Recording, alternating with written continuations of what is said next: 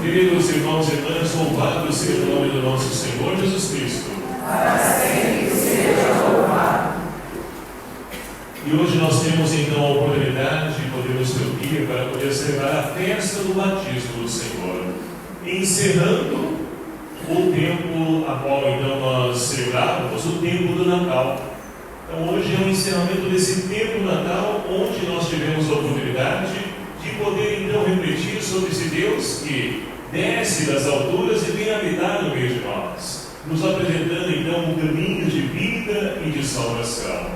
E no domingo passado nós celebramos então a manifestação desse Deus feito criança, que foi então acolhido, recebido pelos Reis Magos, onde então celebramos a Epifania, ou seja, esse Deus se manifesta na pessoa simples e singela de uma criança.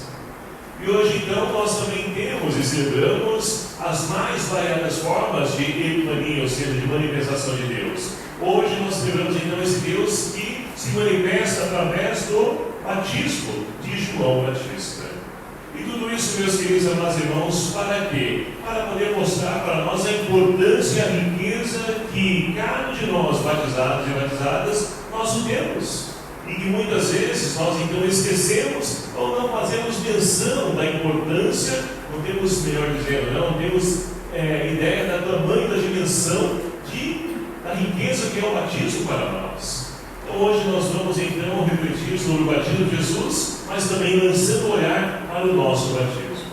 Então, queridos amados irmãos, e nada melhor para que nós possamos então iniciar essa nossa reflexão do que essa primeira leitura que a liturgia hoje propõe para nós, que vai trazer o profeta Isaías.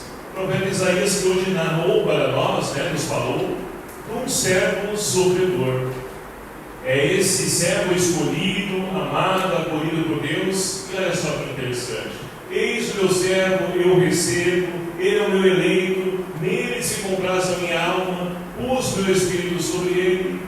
E a pergunta que gira em torno então dessa primeira leitura é: quem é esse personagem? Quem é esse servo sofredor? E é claro que para nós hoje, passado então mais de 2000 anos, nós podemos olhar para essa primeira leitura e dizer que esse servo, ele se encaixa perfeitamente em Jesus Cristo, porque é Ele aquele a qual então se cumpre tudo isso que está dizendo para nós na primeira leitura. E é claro que sim, mas espera aí, será que é somente Jesus? Não, é o que nós queremos então refletir, porque o profeta Isaías, ele vive um tempo do exílio da Babilônia, onde Nabucodonosor então, ele invadiu Jerusalém, levou várias pessoas então deportadas para a Babilônia, destruiu o templo de Jerusalém. E o que isso tem a ver para o povo? Ora, é simples. Para os judeus, o lugar de se encontrar com Deus é o templo, é a igreja, é a comunidade. Agora então o templo sendo destruído, ele já não tem mais lugar de se encontrar com Deus. E na mente dele, diante então do exílio, do sofrimento, por quê? O profeta havia então anunciado que todos iriam voltar para Jerusalém.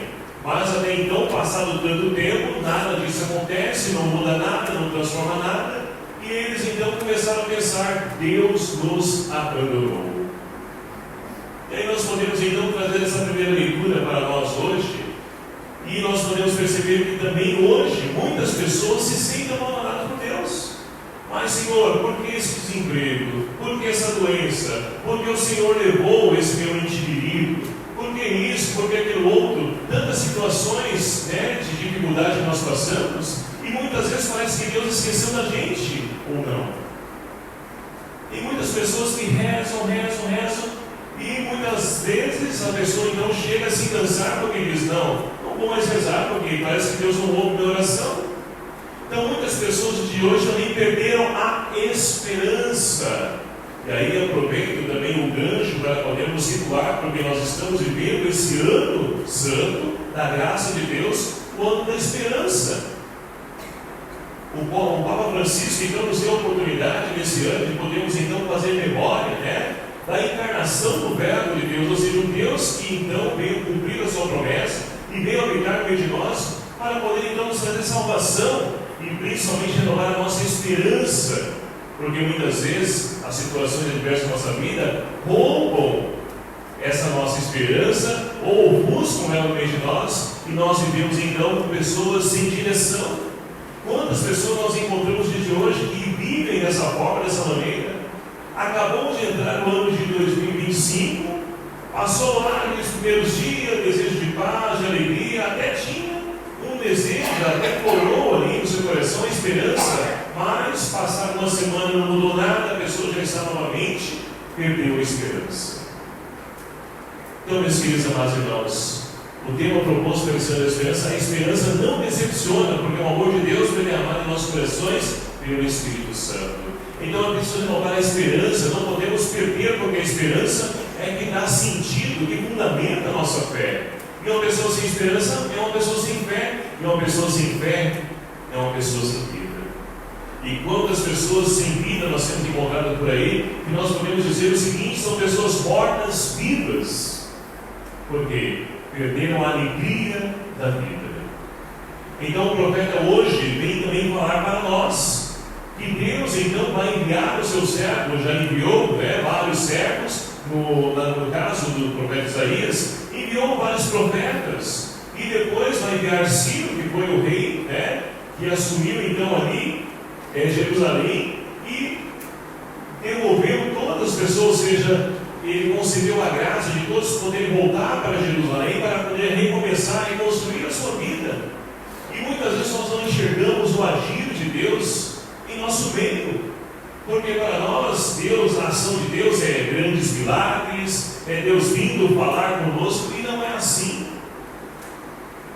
Não é assim que Deus age através das pequenas coisas, através de um sorriso, um bom dia, boa tarde, um abraço, um encontro com uma pessoa. Aquilo tudo é o agir de Deus para poder então trazer a palavra de esperança para nós, para que nós possamos então ter devolvido em nós o sentido da nossa vida.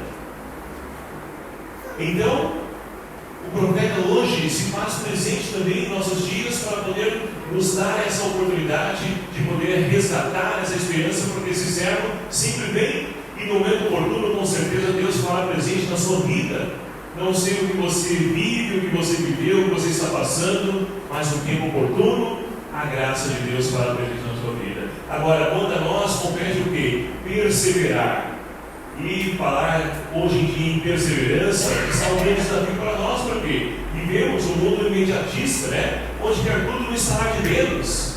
Até mesmo você, então, hoje em dia não faz almoço, aí chega, vou comprar num aplicativo, né? Aí chega a pessoa, atrasa 5, 10 minutos, a pessoa já fica, né? Já começa a ligar, a resmungar, murmurar, criticar, ou seja, perdemos a paciência também. Tudo, hoje nós queremos rapidamente prontidão, mas com Deus não é assim. Deus não é delivery, não existe delivery da fé. Muitos apresentam aí curas, dia tal, vem aqui, mas não é assim. Nós sabemos que não é assim. Deus tem o tempo para agir e para curar, e no momento certo Ele vem. Deus não demora, Ele capricha. Deus faz tudo por completo.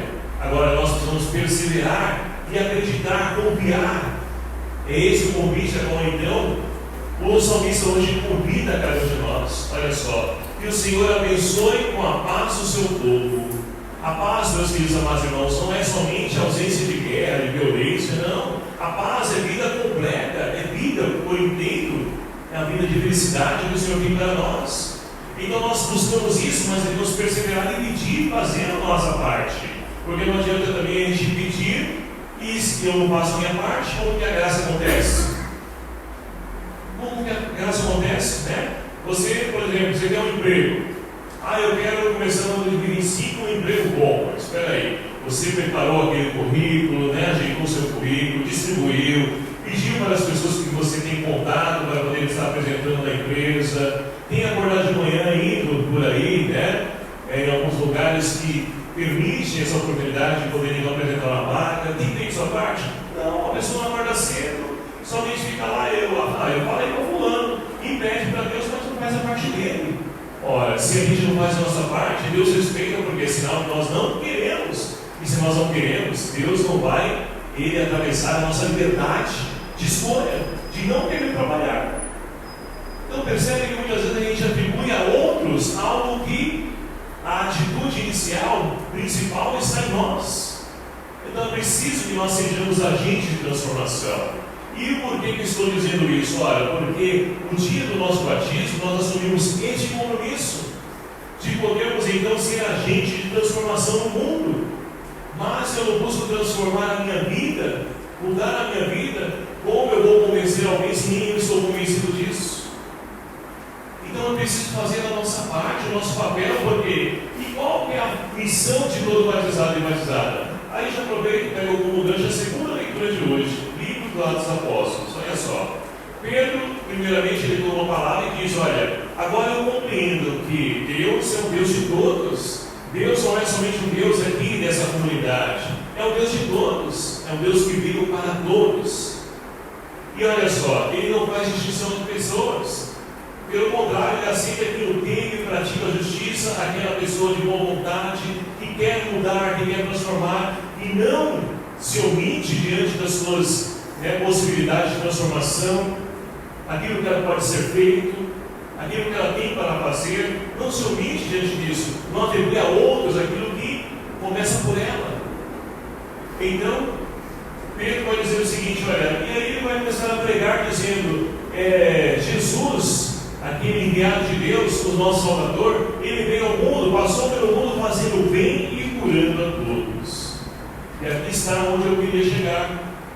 A missão de cada um de nós, batizados e batizadas, também é essa, de passar pelo mundo fazendo o bem e curando a todos. Mas espera aí, eu não sou médico, eu não sou enfermeiro, eu não sou isso, eu sou aquilo. Ora, a cura, muitas vezes, meus queridos amados irmãos, ela se dá num bom dia, numa boa tarde, numa visita, num estar junto com a pessoa, num momento de perda do ente querido. Nós vamos curando, porque muitas vezes, muitas pessoas hoje em dia, infelizmente, não tem pessoas para poder conversar, dialogar, desabafar.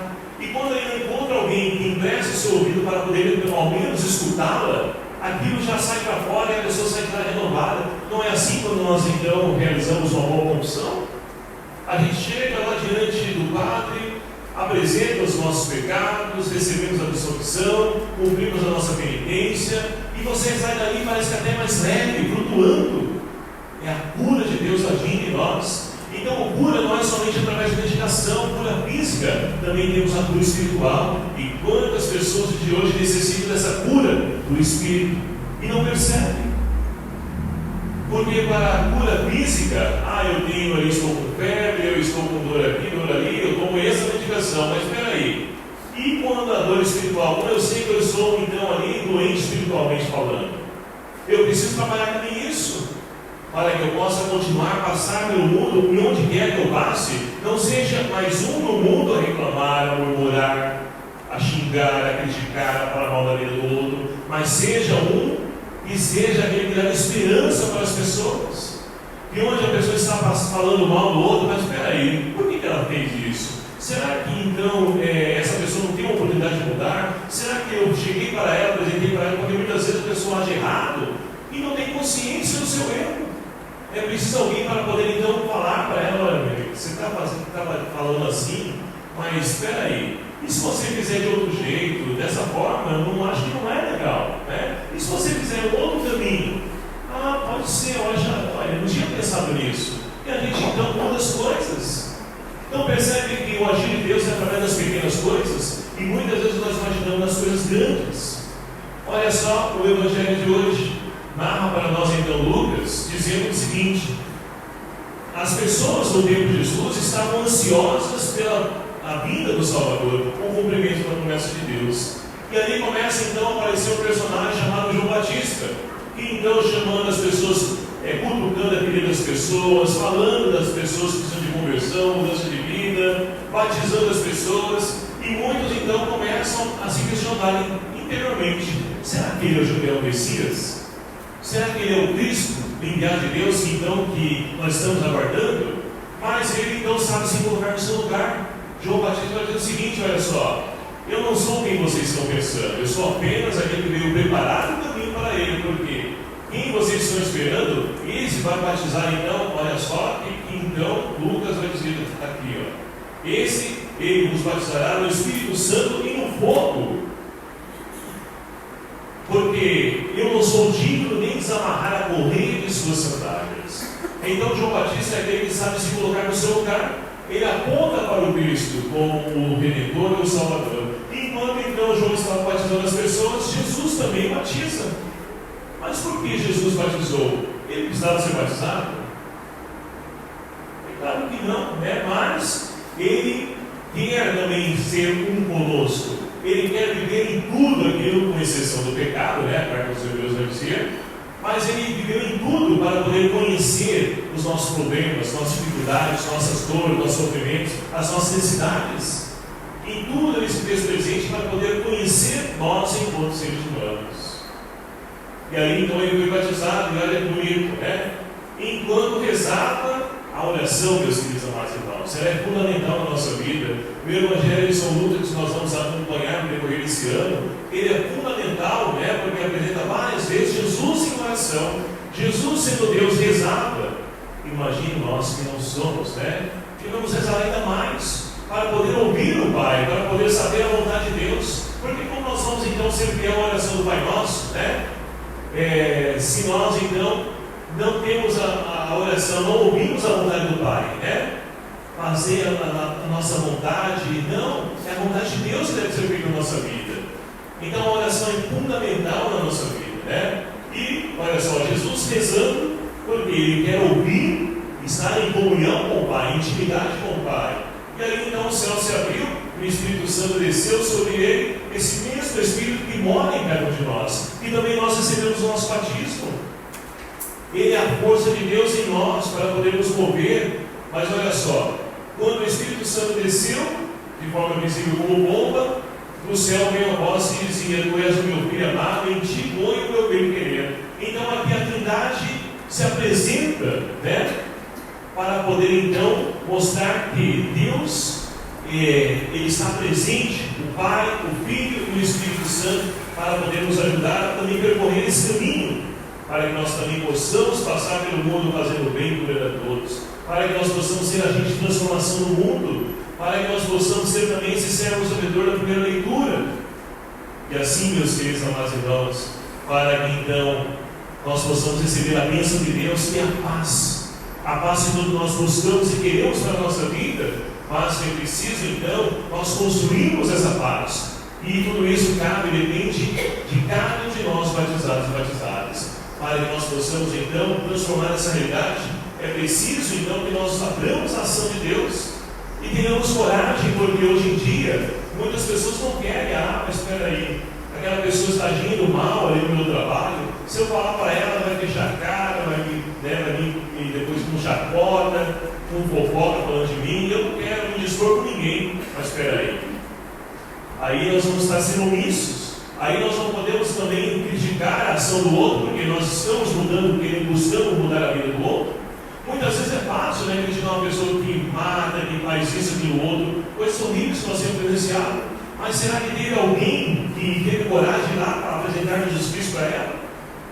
Então, meus queridos amados irmãos, que nós possamos então olhar para essas leituras de hoje e refletir sobre a nossa vida enquanto batizados e batizadas, para que nós possamos então fazer esse ano 2025 um ano novo realmente. Nós precisamos então mudar, e a mudança começa a partir de cada um de nós, assumindo o nosso compromisso de batizados e batizadas, para que nós possamos trilhar os mesmos caminhos de Jesus, sendo agente de transformação no mundo. Que Maria Santíssima, Mãe de Deus, e também que é a nossa Mãe, interceda por nós e nos inspire e nos ajude a podermos então vencer as nossas limitações, para que em tudo possamos fazer então a vontade do seu Filho Jesus. Louvado seja o nome do nosso Senhor Jesus Cristo. Vamos então nos colocar de pé nesse momento e vamos juntos renovar a nossa profissão de fé, acompanhando o nosso projeto. Creio em um só Deus, Pai Todo-Poderoso, Criador do céu e da terra, de todas as coisas